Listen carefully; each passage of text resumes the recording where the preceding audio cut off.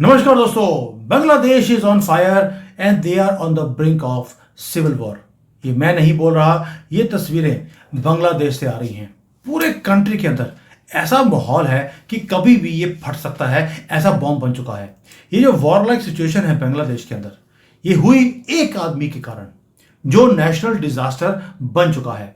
सोच कर देखिए, भारत के बॉर्डर के पास एक आदमी जिसे पैराशूट के साथ लैंड करवाया जाता है, नोबेल पीस प्राइज विनर है। वो प्रिजाइड कर रहा है एक कंट्री को कोलैप्स की तरफ ले जाने के लिए।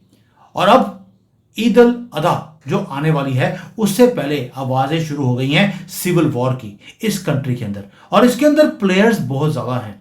और यूएस वो क्या कर रहा है, ये सारे मुद्दों को हम आज डिटेल में बात करेंगे कि ये जो आदमी मोहम्मद यूनिस जो मसीहा बनकर आया था माइक्रो फाइनेंस का, कि भाई इससे ज्यादा समझ तो पूरे कंट्री में किसी को है नहीं, आज वो बांग्लादेश को कहां लेके जा रहा है, कियोस्क की तरफ। एक टाइम बॉम्ब बन चुका है बांग्लादेश।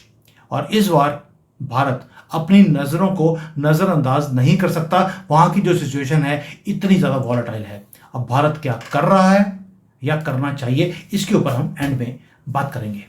दोस्तों, अभी आपको मालूम है कि 10 दिन की छुट्टी आने वाली है ईद उल अधा की, और जो स्ट्रीट्स हैं बांग्लादेश की जहां पर सेलिब्रेशंस होती हैं वो नहीं हो रही।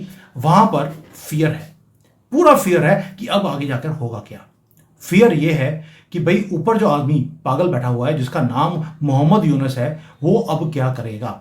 इलेक्शंस करवाने के वो मूड में नहीं है। नोबेल प्राइज जो ये प्राइज मिला है उसको दिखाता रहता है सबको पब्लिकली, और डिक्लेयर कर दिया उसने, मोहम्मद यूनुस ने, कि भाई इस देश में मुझे युद्ध भी करना पड़े, वॉर लाइक सिचुएशन क्रिएट करनी पड़े, मैं कर दूंगा।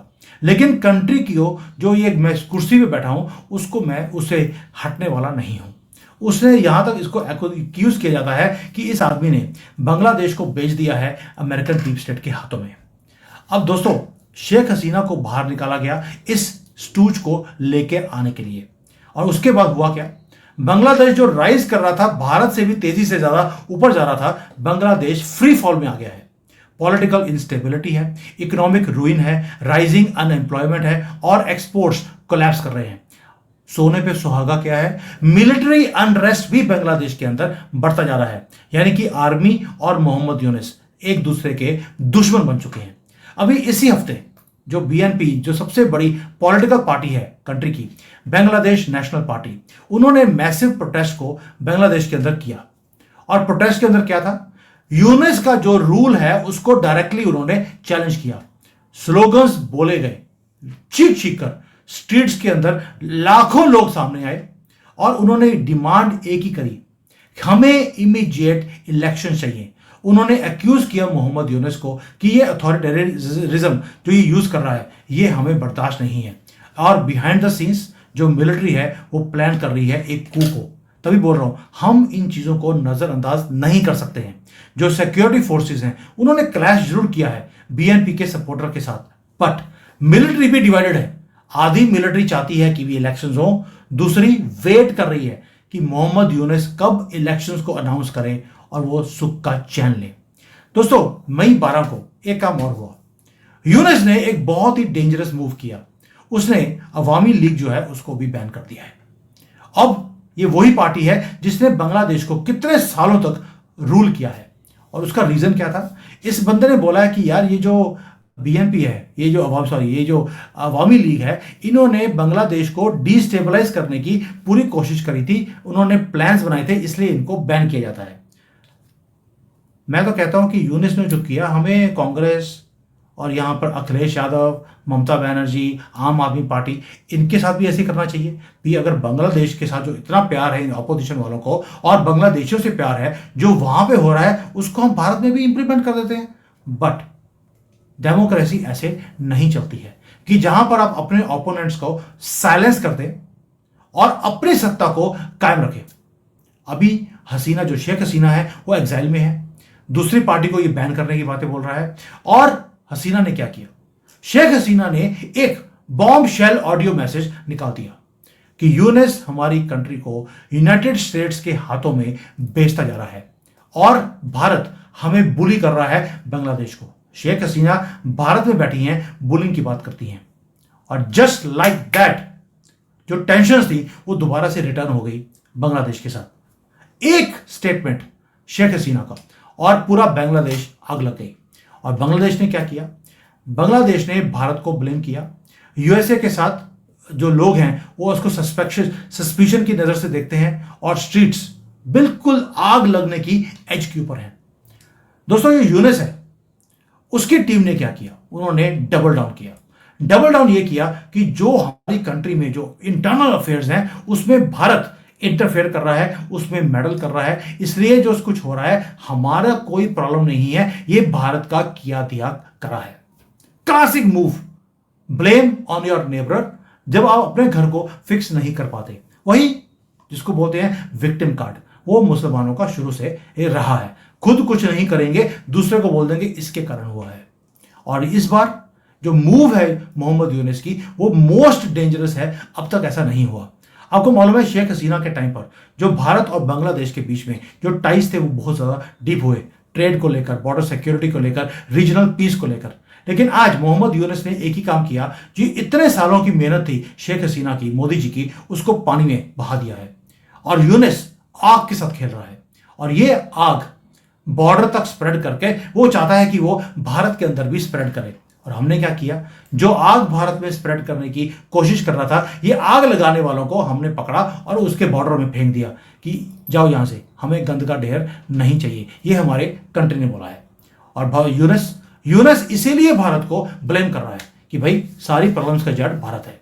और एक और भी है, उसने एक्यूज किया कि बांग्लादेश की जो इकोनॉमी डाउन जा रही है, जो आग लगी हुई है, जो उसका भी किया करता है वो भारत है। तो जब राइज कर रहे थे तब तो आपने भारत को प्रेज नहीं किया। आज तुम्हारे से कुछ चल नहीं रहा क्योंकि तुम्हारे नाम में मोहम्मद लिखा हुआ है, तो तुम कुछ नहीं कर सकते सिवाय जिहादीपन के, तो तुम ब्लेम करना शुरू कर दिया भारत को। भाई गारमेंट इंडस्ट्री आपसे चल नहीं रही। 80% ऑफ जो बांग्लादेश का एक्सपोर्ट रेवेन्यू है वो गारमेंट इंडस्ट्री से आता है, वो कोलैप्स कर गई है। फैक्ट्रीज बंद हो रही हैं, वर्कर्स को बाहर निकाला जा रहा है, अनएम्प्लॉयमेंट राइज कर रही है। उसमें भारत का क्या रोल है? भाई बिजली आप हमारे से खरीदते हैं, पैसा नहीं दोगे तो बिजली बंद होगी, ये तो दस्तूर है बिजनेस का। आप पैसा देते रहिए, बिजली आती रहेगी। इन्फ्लेशन आप किसे कंट्रोल नहीं हो रही, उसमें भारत का रोल क्या है? लॉ एंड ऑर्डर ब्रेकडाउन है, उसमें भारत क्या कर रहा है? हिंदुओं को मारा जा रहा है, भारत करवा रहा है क्या? तो यानी कि मोहम्मद यूनिस से कोई काम नहीं हो रहा, और ये ब्लेम करता है ऑपोजिशन पार्टीज को, कभी भारत को।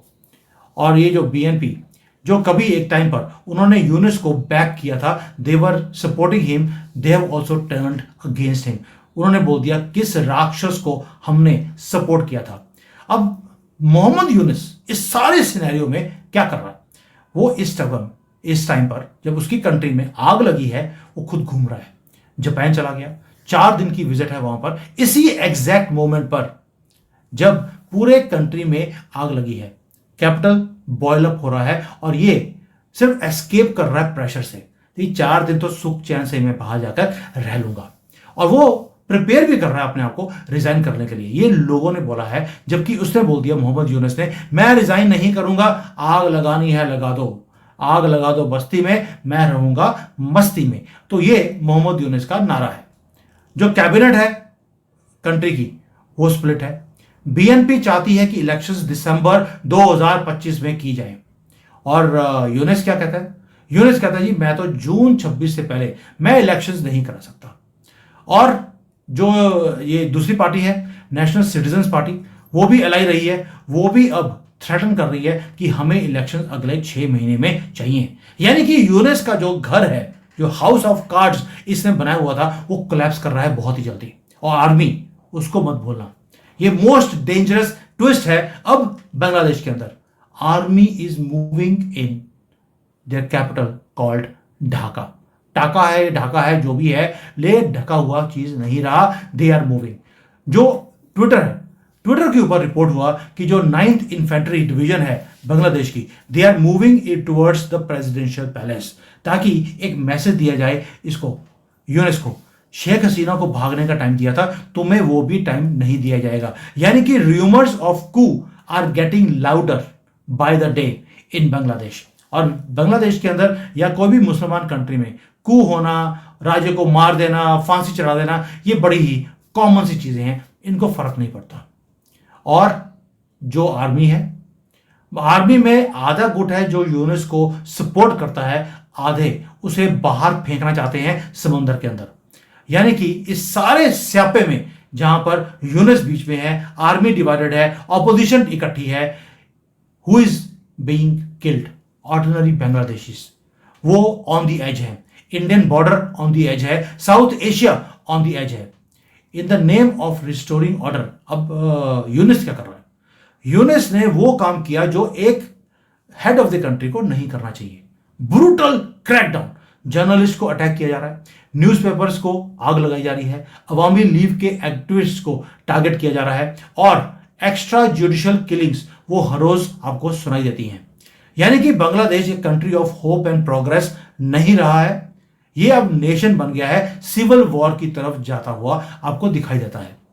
और ये जो आदमी जो कहता था कि दुनिया का सबसे बड़ा अवार्ड मुझे मिला है, वो अपनी कंट्री को आग लगाने के लिए भी मुझे लगता है इसको अवार्ड दे देंगे कि भैया तूने बड़ा महान काम किया है, बांग्लादेश को तूने मोस्ट राइजिंग कंट्री से most fastest growing, fastest falling country तुमने बना दिया है।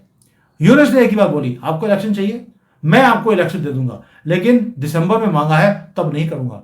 दिसंबर और जून 2026 के बीच में कभी भी मैं करवा सकता हूं, और जिस दिन इलेक्शन हो गए उसके बाद मैं एक दिन भी इस कुर्सी पे नहीं रहूंगा, ये तो बोल दिया।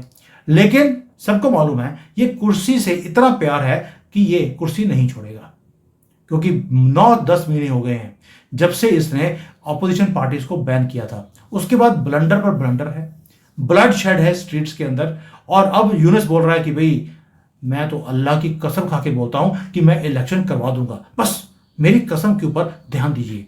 कोई भी इसकी बात को बिलीव नहीं कर रहा है। तो बांग्लादेश अब शट डाउन हो रहा है ईद के टाइम पर।